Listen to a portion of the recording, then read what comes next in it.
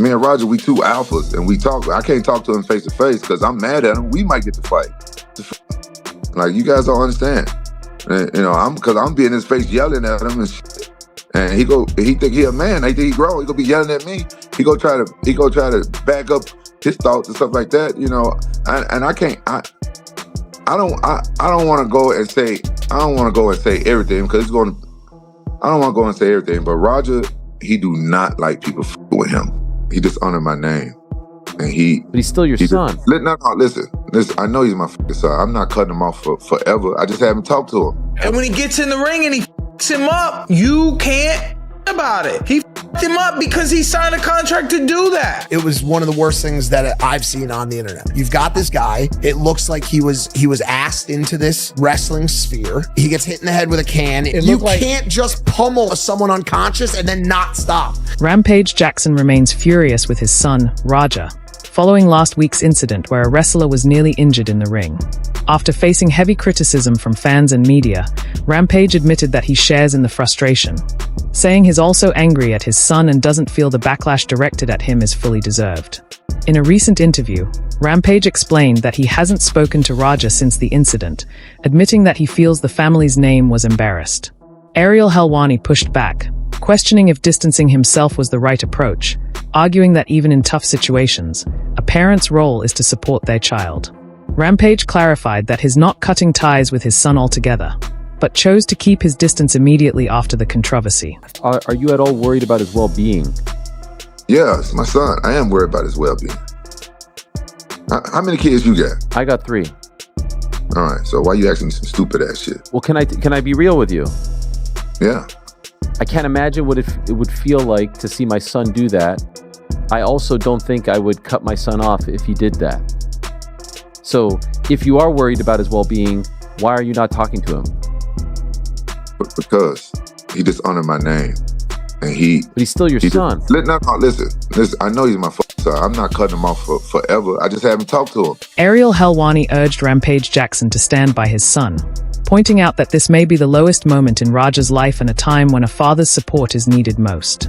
Rampage responded by admitting that he did reach out right after the incident, but claims Raja has lied and even put his other children at risk, making continued contact difficult. He clarified that he isn't severing ties permanently but feels distance is necessary while lawyers handle the situation and the fallout is addressed. Rampage described himself as both heartbroken and disappointed, admitting he's unsure how any parent is supposed to cope when their child's actions put another person in the hospital. But this is the worst moment of his life. He needs you now more than ever. No, listen, I talked to him after the shit happened, and he hid the fact that he did this shit, and you know, he put my other kids at danger. I just can't talk to him right now. I just can't. I'm not saying I'm never going to talk to him again. I just can't talk to him right now.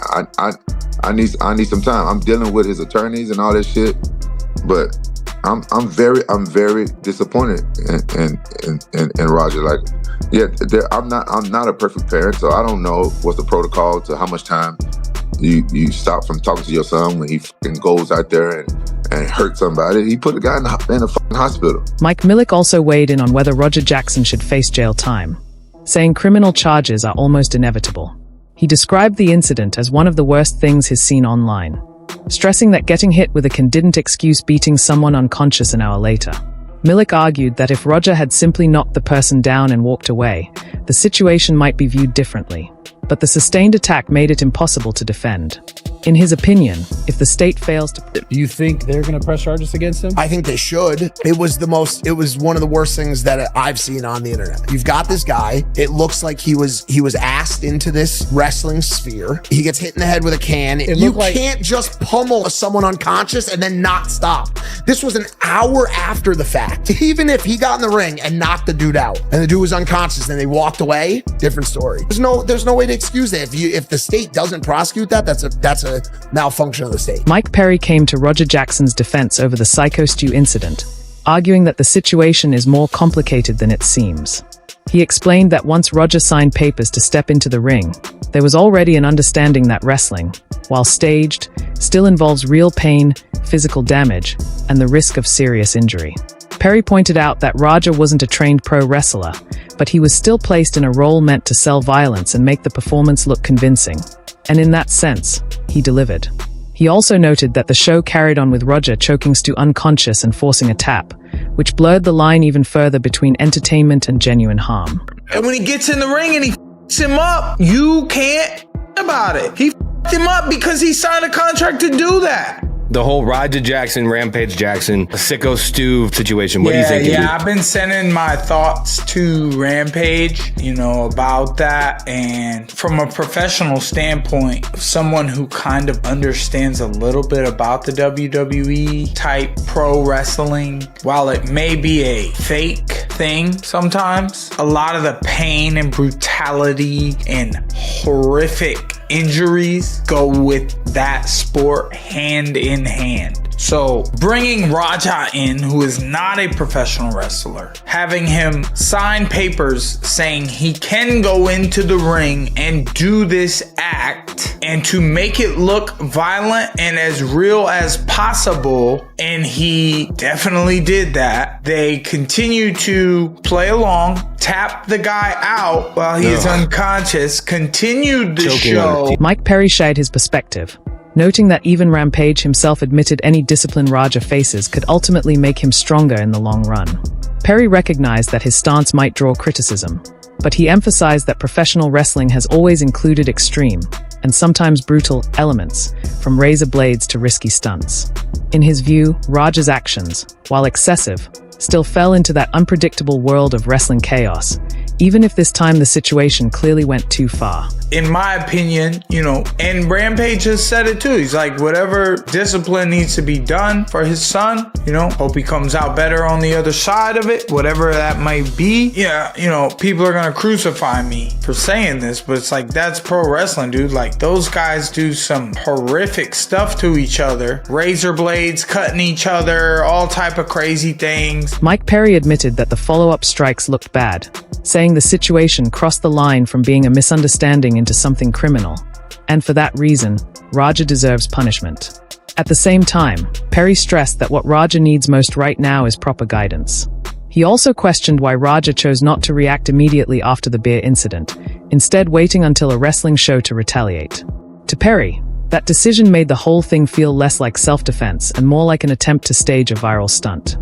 Defense. What do you think about the follow-up shot specifically? Because look, I thought they were spastic. I thought that there was a lot of it was for entertainment, but a lot of it was for Raja trying to prove a point. Get his licks, bro. Like, I saw that he hit him so many times after. I'm like, now this has gone from a misunderstanding or possibly outlashing to this is a crime of some sort. He should have a punishment. I don't really know. I think he needs guidance. It's a horrible situation, but man. Stu's awake. What's his thoughts on that? Why didn't Raja do anything when the first beer thing happened? That was it was out of the show. That was assault. He should have just done it to him then, and then it would have been self-defense. But in a professional ring, at a professional show, a lower class professional show, he's a professional streamer, and they want views, they want clickbait. And he accomplished the mission of having the most viral thing to be talked about.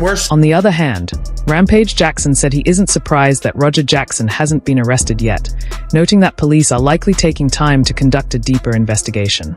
He explained that incidents like this have happened in pro wrestling before, but this one gained momentum much faster because it was live streamed. Rampage added that the widespread sharing of clips on social media caused the situation to go viral, drawing far more attention than similar cases in the past. Raja hasn't been arrested? No, honestly, I'm not surprised that Raja hasn't been arrested. Like, I feel like the police are doing like a deep investigation, because this is not the first time that something like this has happened in pro wrestling. It's not. It is just a high-profile case. I feel like because it was live streamed on a different. It went different than. So let me explain something to you with live streaming. Live streaming, you have people watching your streams just to clip your stuff to post it on their social media to go viral, right?